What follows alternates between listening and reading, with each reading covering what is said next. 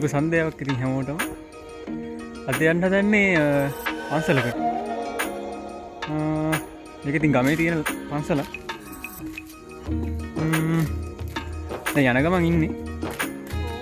මගෙත් එක තව කෙනෙක් ආවා ගියා ඉස්සර වෙලා.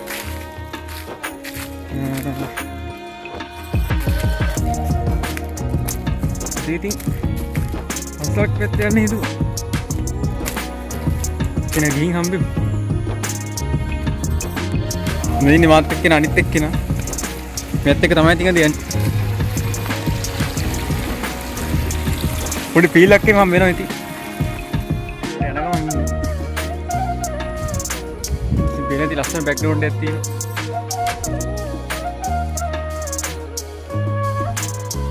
මේක ඉදිරින් යන්න ඇති වැඩි වෙලාවක් යන්නේ නැහැ නේද? විනාඩි 20ක් වගේ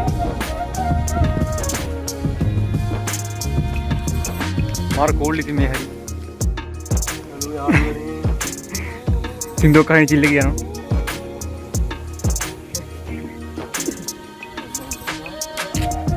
मारो नहीं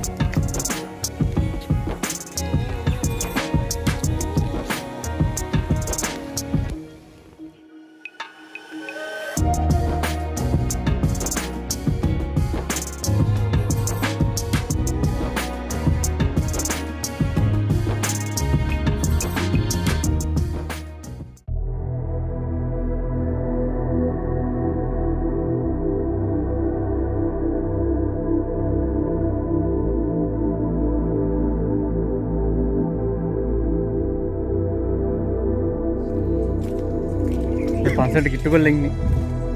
ඉතින් මෙතෙන් මම පන්සලේ ආසම හරියක් තමයි. වටේටම ගස්සලියට වෙලා තියෙන වැඩිම ලස්සන පාර තියෙනවා. දැන් ඉතින් මාර කෝල් එකක් තියෙනවා.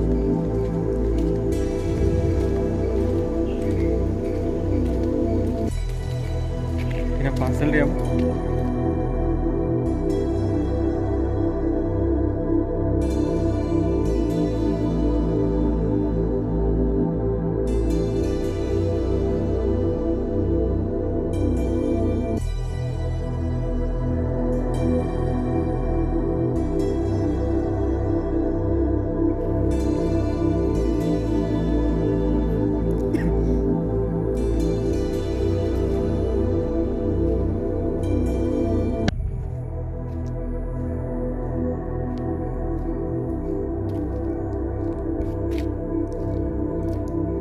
ඉස්සෙල්ලා දකින්න ඇති.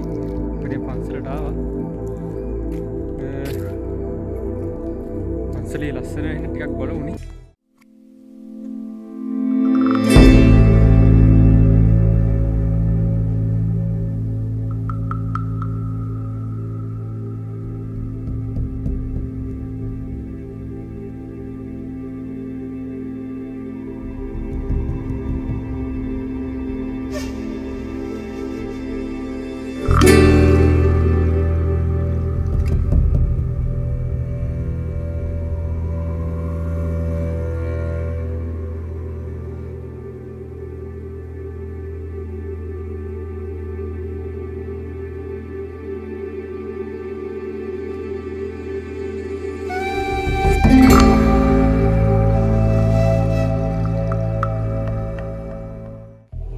අපේ පන්සල හවස් වෙනකොට මාර ලස්සනක් තියෙන්නේ. ඒතර මම දැන් මේ කවුරුත් නැහැ පන්සලේ. අපි දෙන්න විතරයි. මේ පොඩ්ඩක් හිත නිදස් කරගෙන යන්න තමයි ඉන්නේ.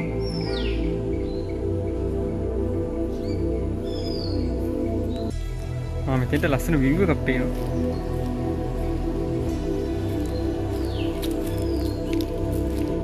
එතන අපෝ මාර නිදස් බවත් දැනෙනවා.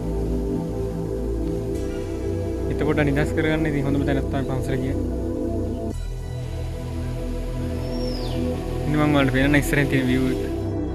මේ මෙන්න මේ හරිය තියෙන අපේ ඉස්කෝලේ. මෙතන තියෙනවා ස්කූල් එකේ පිට්ටනිය ග්‍රවුන්ඩ් එක. අද ලස්සන දවසක් ඉතින්. ඉරත් බහගෙන යනවා ලස්සනට. හසත් මාරම ලස්සනයි.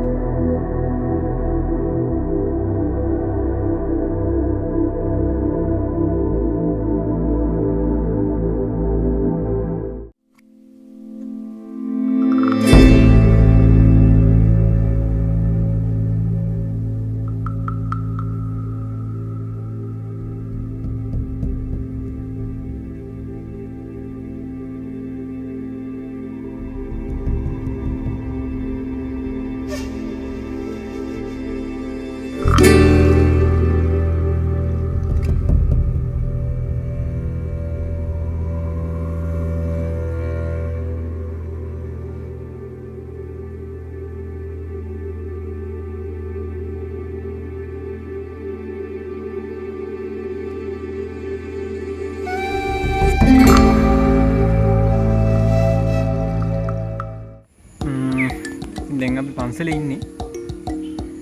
ඔයාලට කියන්න බැරුණා මේක තියෙන දිහා දැන්. ඉතින් මේක තියෙන්නේ රත්නපුරේ පෑමඩුව.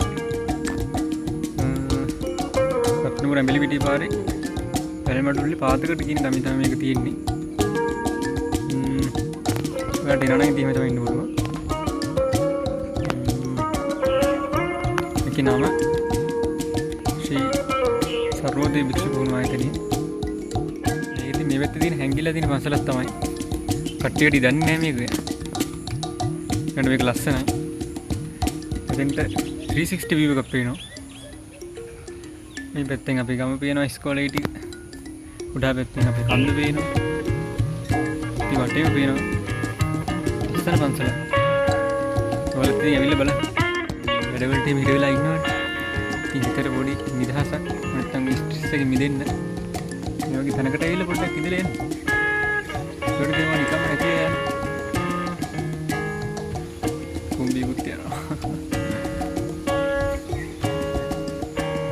ඉතින් මෙතන හවසට මාර්ම ලස්සනයි.